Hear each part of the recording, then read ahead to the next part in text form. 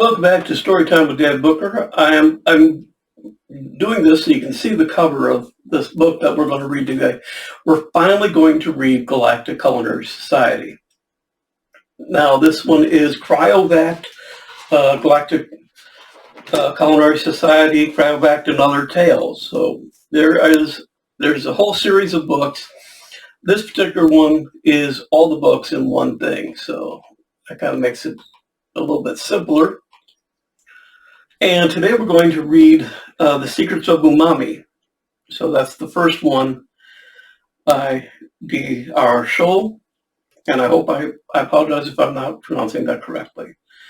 So what we're going to do is we're going to read The Secrets of Umami. Now I'm not going to read the entire book. I've been given permission to read up to a specific point. I think it's chapter 10 or 11. And then we're going to stop. That's enough to kind of give you an idea of what you're getting here. And when I first started reading this book myself, I was so excited and so happy to find a book that I really enjoyed that I contacted him and asked, hey, can I read this on my channel? And he has given me permission. He has given me permission to read more, but you got to let me know how you like it. And if you like it and if you want to hear more, I'll be more than happy to do more. So comments and things are really going to help here. So we're going to start with The Secrets of Umami. And I'm going to read you the intro here. It says, while most of our members undoubtedly consider a new dish at their favorite bistro to be the zenith of their gastronomic adventures, we insist we must all agree that galaxy-renowned chef hunter Jeane Oberon, though unfortunately human, was among the top culinary researchers of our society. In her long and illustrious career, she is recorded to have encountered failure on only one ill-fated occasion. And that's an excerpt from the Galactic Culinary Society's Milky Way Review, Volume 3, Edition 2, number 496. So let's begin this, and let's see how far we can get. I'm going to put on my glasses so I can actually read this. Somewhere within the sweltering jungle mountains of Alpha Boreas Ludus, Jeane Oberon in her mud-encrusted flight suit rarely climbed up a steep slope. Suddenly, out of the thick foliage, a rustling spacecraft loomed before her, scorched and shattered. She looked up at it, her face slick with sweat. Forgetting how tired she was, she excitedly scrambled in, stepping carefully over the charred bones scattered among the creeping vines. Hunting through the ruins, she quickly found the object of her search, a blackened computer. She eagerly pried off the cover and extracted the still gleaming CPU, dropping it in her pocket. Behind the CPU was the memory chip, and biting her lip, she ever so carefully pulled it out. Then she felt something poke at her back. You may turn around, female mudling, but slowly. She soundly chastised herself for being careless so close to her goal. I think you mean Earthling. She surreptitiously slipped the memory chip in her pocket, raised her hands, and turned around. Enlighten me. Who in their right mind would name themselves after the dirt of their homeworld? Jeane was familiar with the Green Ones, one of 4 major planet nations. It raised a tentacle aiming at its disintegrator pistol at her and burbled from behind its water mask. Now, dirtling, the memory chip. Jeane towered over the creature, which came up to her waist, half her 6'3". She considered her options. A quick punch to the faceplate containing the liquid methane of its native oceans? No, it looked too intent on using its disintegrator. Stalled for time, then. I'm not sure what you're talking about. I'm just sightseeing. Oh, please. You think I don't recognize you? You're a celebrity. You're here for your precious society, are you not? An underling at the Greenland Bureau of Records tipped me off that you'd been snooping around and were interested in Captain Horgar's lost trade ship. Well, it seems like it wasn't so lost. Those were sealed records, by the way. Jeane shrugged. And what brings you? As you well know, the legendary Edible Sonnets of Umami. If there's something to be found after all these years, it's something my business can profit from. Now I can't risk disintegrating you and the memory chip, so if I just reduce this to disintegrate your head, the business alien fiddled uncertainly with a knob on his pistol. He didn't look familiar with the weapon. He might do something accidentally, Jeane thought. All right, she slowly lowered her hands, searched in her pockets, and drew out the computer chip. The Greenland's eye stalks followed the silvery chip in the palm of her hand with satisfaction. She extended it to him. Oops! She dropped the chip and her boot poised over it before the Greenland knew what had happened. Throw your gun down, or else. Or else what? The Greenland narrowed his eye stalks at her, calling her bluff. You wouldn't dare. Try me. I don't believe you. The Greenland slithered back, aiming its pistol. Jeane lowered her boot. There was a soft crunch. The Greenland's eyes nearly popped out of its eye stalks in disbelief. She removed her boot, revealing the crushed, useless computer chip. She sauntered past the dumbstruck alien. I told you. Wait! The Greenland slithered up and put a soft, moist tentacle on her shoulder. I must congratulate you, it sneered, tapping her on the back, for having the insects to destroy the most potent secret in the universe. Jeane patiently stood on the floor of the dimly lit amphitheater. 3 aliens were seated above her, and behind them the lecture hall was packed to capacity with 100 different species, all members of the Galactic Culinary Society. In an uproar of hooting and hollering. Order! Order! Let her speak! The council overseer, Achiro Myphune, pounded the gavel. Achiro had an ancient, sloth-like face. Long, silvery-haired limbs poked out of its purple robes. The triumvirate was represented by 3 of the major races, the Ansel, Beaupredarians, and the Skylar. Greenlands generally looked down on the society and its charitable goals. What she says can't be true. A gefilte fish called out from the back of the hall. Kick out the human. Another inconspicuous voice shouted. Chiro pounded his gavel. The Moaperidians overseer, or Old Sands, turned to the crowd. Now, behave yourselves. Further outbursts will lead to ejection and possible dismemberment. Old Sands spoke in an authoritative voice, cutting through the din. His beady eyes were clouded and blinds, set into a mole-like face. She means we'll lose our membership if we keep it up, or be torn limb from limb, someone at the back of the hall whispered nervously. Old Sands continued. Please recall the purpose of these gatherings.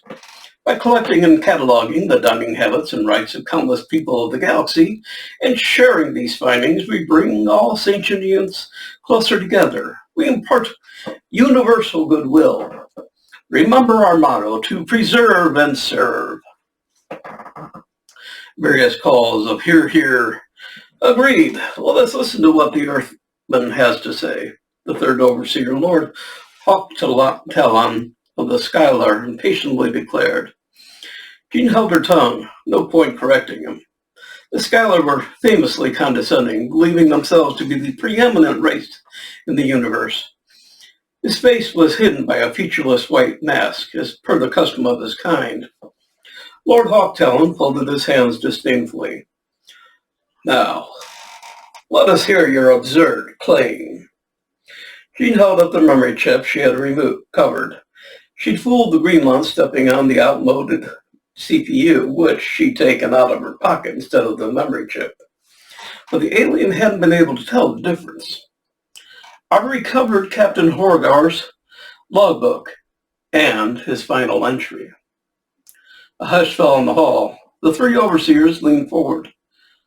What have you learned?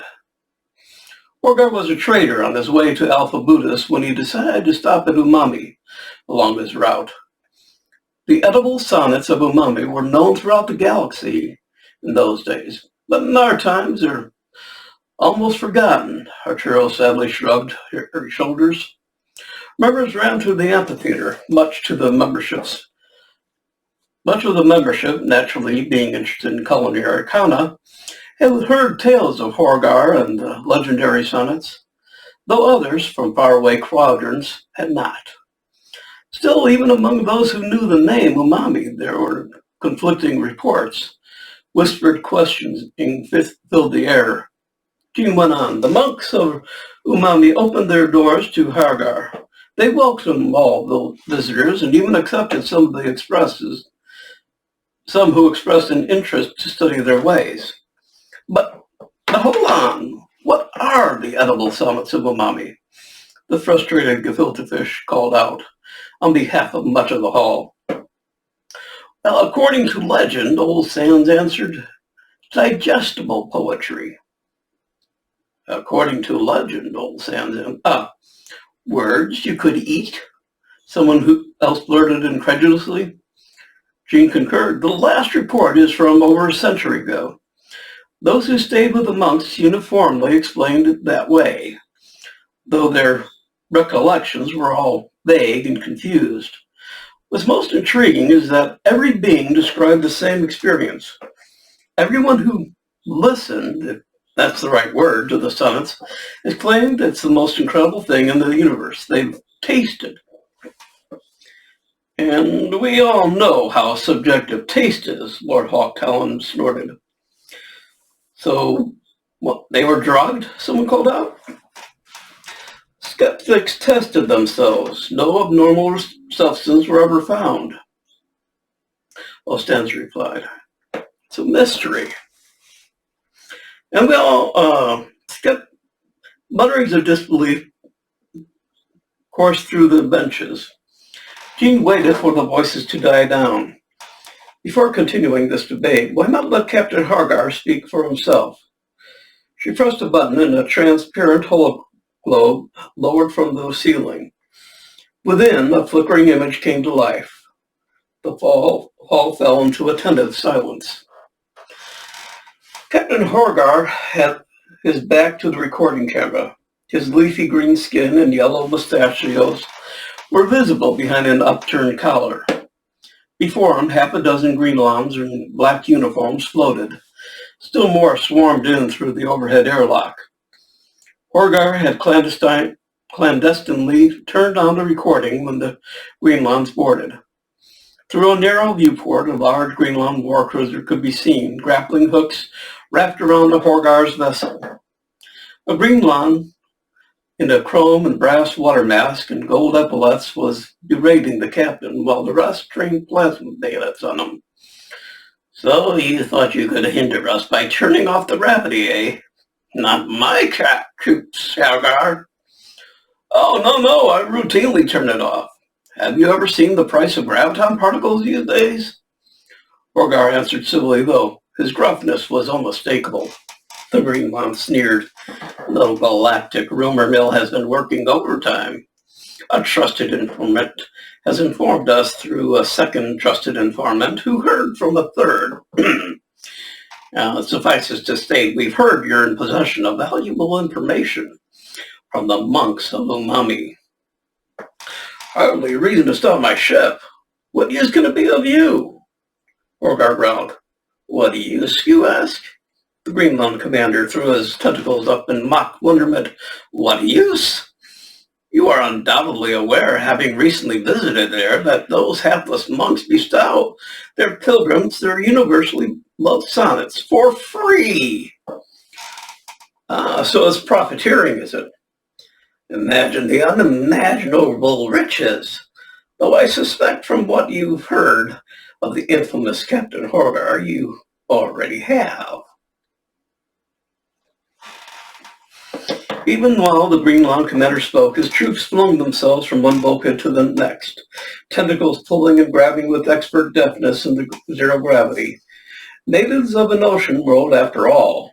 while they attached the small silver blinking orbs throughout the compartment.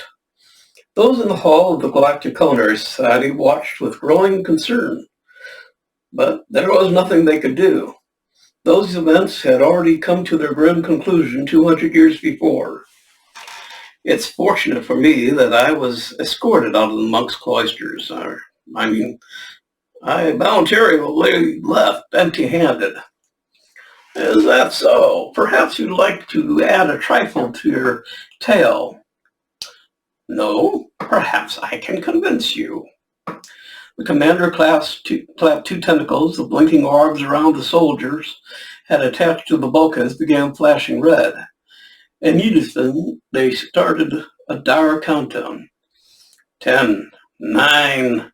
Orgar hesitated stokely for a moment, then blurted, "All right! I smuggled out a fruit." "A fruit?" the commander laughed. 8, 7. "Yes, a fruit that's vital to..." But the commander was having none of it. "An important fruit, you say? Don't pull my tentacles." But the commander was having none of it. Meantime, his troops glanced about nervously. Commander. 6, 5. Orgar was speechless. There was nothing more he could add. "Very well. Have it your way, Captain." The Greenlands beat a hasty retreat, pushing and shoving to get out of the airlock. 4, 3. Through the viewport, the war cruiser could be seen releasing its grapples and blasting away, leaving the serene green disk of Alpha Buddhis in its wake. 2. Captain Horgar stared at the stars, his shoulders slumped in resignation. 1. Everything turned white. So Lord Hawktalon concluded as the image faded. "He found nothing, and you gathered us for nothing." "Not quite," Jeane raised her finger. "Horgar mentioned he stole a fruit. A dragon fruit, to be precise. It's in the logbook. From a quick reading of the monk's scrolls, he must have realized it was the key element in the sonic preparation." "And yet," Arturo woefully shook his shaggy mane, "there are no more dragon fruit on Umami. Their world is now practically barren." "I know, but according to Horgar's detour, there can only be one reason. To Alpha Buddhis, he took a significant detour. There can only be one reason. I believe he planted his dragon fruit, which grew in a specific climate, in similar environment conditions that he found on Arcturus, before being stopped by the green ones." "Need I remind you," Old Sans quietly broke in, "that there are also no more monks of Umami. Their people have abandoned their dying planet." "I've heard there's one monk left. That's why I'm here, to ask for the Society's assistance to finance an expedition to Arcturus." Lord Hawktalon cut her off. "An expedition? How much will that cost? You Earthmen are indeed brazen, and based on what you've shown us. And what about my request for a utensils museum?" bloated Oberon shouted. Jeane drove on doggedly. "Listen to me. If I bring the last monk a dragon fruit, since there's no more on his own world, and there's no reason he should believe any more or exist anywhere, then he might agree to teach me. That's why I need to go to Arcturus to get the dragon fruit. Shouldn't we preserve and protect the ancient ways of Umami?" Silence fell over the hall as her words sunk in. A chance to uncover and learn the secrets of the Edible Sonnets. Jeane looked up at each of the overseers in turn. What were they thinking? What would they help? At last Old Sans spoke. "You depend on many suppositions. Jeane Oberon, if Horgar planted this dragon fruit on Arcturus as you surmise, did it flower and thrive? I'm sorry to say it's unlikely, and even if this is so-called last monk exists, does he truly know how to recreate the sonnets? Let us suppose he does. Well, I may admire you and your work. What makes you so confident that this monk will agree to teach you? Therefore, considering the uncertain nature of your project and our limited resources," she turned warily to the Oberon, who'd requested a utensil museum, the society will move forward with your proposal only if there are unanimous agreement among the triumvirate. They're tingled with suspense. Hands, digits, claws, and feelers grip their seat benches. What say you? Old Sands turned to our churro, sitting pensively to her left. They also pointed a hairy finger at Jeane. You've not failed us before, Jeane Oberon, so I will trust you now. He turned to Old Sands, awaiting her response. The more Perderian, though blind, seemed to look deeply into Jeane. To my mind, this expedition is a long shot, and so I'm inclined to vote nay. Murmurs ran through the hall. However, even if we were to refuse you, I'm certain you'd find a way to pursue the sonnets. Is that not so? Jeane nodded. So I see no reason why the society should not participate in the risks if we also wish to share in the glory. I will agree. Applause broke out. Lord Hawktalon raised his hand. I have not spoken. I have not spoken. He leaned forward menacingly. This whole project is hopeless. I vote no. Angry shouts. Lord Hawktalon grabbed the gavel from our churro, pounding it on the table. I'm not finished. I'd be willing to change my vote if, from behind his featureless mask, he was certainly narrowing his eyes at Jeane, if he had eyes. The Earthman consents to reimburse the society if he fails. Without hesitation, Jeane agreed. I agree. You are overconfident, Earthman. I very much doubt you have the funds. Will you sign your ship as collateral? Jeane clenched her jaw. Understood. Very well. Beyond the usually expensive clearances through the astrogates, fuel costs, and blah blah, what else do you require? Sensor equipment designed according to my specifications to locate the dragon fruit. Repelling gear and a heat suit capable of standing 2,000 degrees. All right, that's up to chapter 5. We're going to stop there. And then, are you intrigued? What do you think? Let me know and give me a few days and then we'll do another reading and continue on. I have already promised to do this first book, so we're going to continue on, but I want to know what your thoughts are so far. So I hope to hear from you. I appreciate you listening in. This is going to be a lot of fun. It's already a lot of fun. I love this book. So I hope you like it as much as I do. We'll continue on in a couple of days. Look forward to having you back here. Take care of yourselves. Talk to you later. Bye.